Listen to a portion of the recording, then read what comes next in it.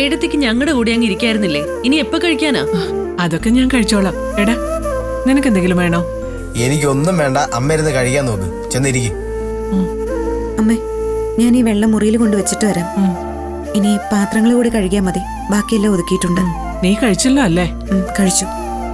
എങ്കിൽ ഇനി തിരികെ വരാൻ നിൽക്കണ്ട, നീ പോയി കിടന്നോ. ബാക്കിയൊക്കെ ഞാൻ ഒതുക്കിക്കോളാം. എങ്കിൽ ശരി, ഞാൻ പോട്ടെ.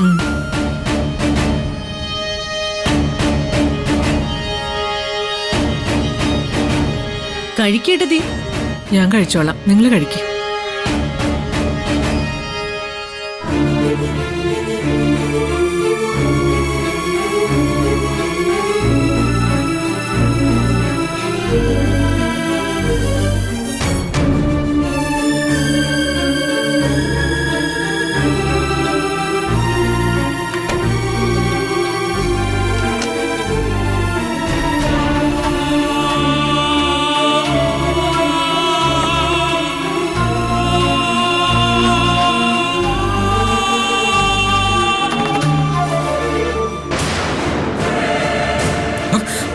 ഗൗതം, ഗൗതം, ഇത് എങ്ങോട്ട് പോവാ?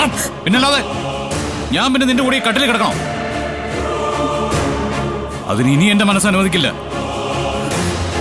എന്റെ പെറ്റമ്മ ആരാണെന്ന് പലവട്ടം ആവർത്തിച്ച് ചോദിച്ചിട്ടും എന്റെ മുഖത്ത് നോക്കി അറിയില്ലെന്ന് കള്ളം പറഞ്ഞ് അഭിനയിച്ച് ചതിച്ചവളാണ് നീ.